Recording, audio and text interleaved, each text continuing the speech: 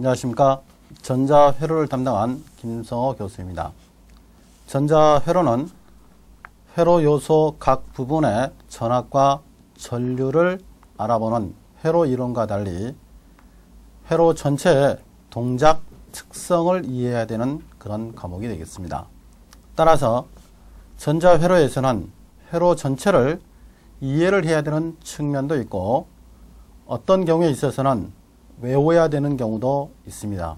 따라서 전기작용이나 회로 이론을 공부하는 것보다 전자회로를 공부하는 게 그 양이 방대하고 어렵다는 것을 학생들이 많이 토로를 합니다. 1장부터 공부를 해나가는 데 있어서 반드시 이해를 할 생각을 먼저 하셔야 되겠습니다. 1장부터 외우다 보면 외워야 될 게 너무 많기 때문에 공부하는데 많은 어려움이 발생할 수 있습니다. 전자회로는 1장 반도체 이론부터 출발을 하게 되는데 정확하게 이해할 수 있도록 준비하시기 바랍니다. 그러면 이 시간에는 반도체 이론 1장부터 공부를 하도록 하겠습니다. 반도체를 알기 위해서는 1.1절 원자 구조에 대해서 정확하게 이해하셔야 되겠습니다. 1.1.1절 원자를 보도록 하겠습니다. 기원전 600년경에 그리스의 철학자 탈레스라는 사람이 전기 현상을 발견했습니다. 그때부터 전기의 원천을 전하라고 하는데 이 전기의 원천을 찾기 위해서 많은 노력을 기울였습니다.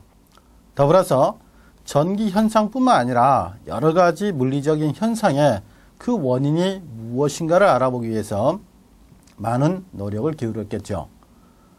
그 결과 원자라는 개념을 찾게 되었습니다. 원자라고 하는 것은 어떤 물질의 화학적 성질을 지닌 최소 입자를 원자라고 합니다. 어떤 물질의 단순하게 최소 입자가 아니라 그 물질의 특성, 물리적, 화학적 특성을 그대로 가진 최소 입자를 원자로 한다. 이렇게 보시면 되겠습니다. 원자는 교재에서 그림 1.1 원자 구조에 나와 있는 것처럼 원자 내부는 원자핵이라는 것과 원자핵 주변을 궤도 운동을 하는 입자로 구성되어 있다. 이렇게 보시면 되겠습니다. 물론 미시세계로 들어가면 더욱더 작은 입자들이 존재하지만 전자회로에서는 여기까지 살펴보시면 되겠습니다. 원자핵은 다시 핵자라는 놈으로 구성이 되어 있는데 핵자는 양성자와 중성자 두 가지가 있다. 이렇게 생각하시면 되겠네요. 그래서 원자는 원자핵을 구성하는 양성자, 중성자, 그리고 원자핵 주변을 궤도 운동을 하는 전자로 구성되어 있다. 자, 그러면 이 양성자, 중성자, 전자가 각기 어떤 역할을 하느냐? 양성자, 중성자, 전자는 전기 특성과 밀접한 연관이 있다. 이렇게 보시면 되겠네요. 양성자는 통상적으로 전기적 특성에 플러스 특성을 보이는 그런 입자다. 전자는 마이너스 특성을 보이는 입자다. 이렇게 보시면 되겠고, 조금 전에 전기의 원천을 전하라고 한다라고 표현했는데 이 전하 중에서 플러스 전기의 원천, 이것을 양전하라고 합니다.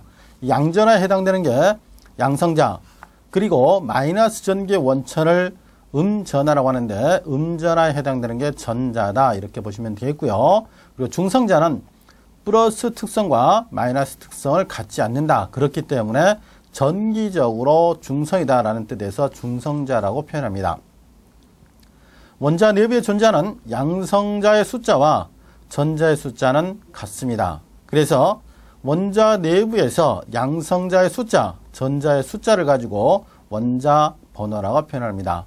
예를 들어서 원자 번호 6번 하면 기호로는 라지 C, 탄소가 되죠. 탄소 같은 경우는 원자 내부에 양성자도 6개, 전자도 6개 있다. 이렇게 표현할 수가 있습니다. 이때 양성자가 가지는 전기적 특성과 전자가 가지는 전기적 특성을 따져봐야 되겠죠. 전하가 가지는 전기량, 전하가 가지는 전기량을 전하량이라고 표현합니다. 양성자가 가진 전기량을 표현했을 경우에 전자가 가지는 전기량을 표현했을 때 그 값은 약 1.602 곱하기 10의 마이너스 19제곱 1.602 곱하기 10의 마이너스 19승 단위는 쿨롱이 되겠습니다. 그래서 양성자 한 개와 전자 한 개가 가지는 전기량은 같다. 따라서 원자는 정상 상태에서 양성자의 숫자와 전자의 숫자가 같고 한 개씩이 가지는 전기량이 같고 부호는 양성자는 플러스 극성, 전자는 마이너스 극성이기 때문에 정상 상태에서 중성이다. 이렇게 표현하시면 되겠습니다. 원자 핵 주위 궤도를 궤도 운동하고 있는 전자에 대해서 살펴보면 전자는 원자 핵과 일정한 거리를 유지하려는 특성을 가지고 있습니다.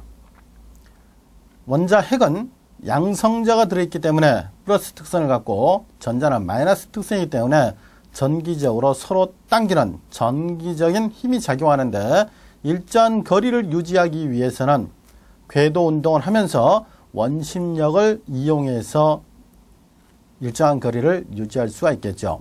전자는 모두 다 같은 궤도를 운동하는 게 아니고 교재에 나와 있는 것처럼 K, L, M, N, O, P, Q 7개의 궤도를 따라서 돈다. 이렇게 보시면 되겠습니다. 이때 각 궤도 K는 궤도번호 1번, L은 궤도번호 2번 이와 같이 해서 궤도번호 7번까지 있었을 경우에 각 궤도에 들어갈 수 있는 전자의 최대 가능한 개수, 가능 개수, 확률적인 개수를 따져주는 것을 파울리의 베타율 원리라고 합니다. 이 파울리의 베타율 원리에 의하면 각 궤도에 들어갈 수 있는 최대 가능 개수는 확률적으로 따졌을 경우에 2 곱하기 n 제곱이다. 궤도 번호의 제곱 곱하기 2배 이렇게 생각하시면 되겠습니다. 예를 들어서 궤도 번호가 4번이다. 궤도 번호가 4번이면 4의 제곱이면 16이죠. 16 곱하기 2 하니까 32. 그래서 4번 궤도 같은 경우는 최대 32개까지 들어갈 수 있다. 이렇게 기억하시면 되겠습니다.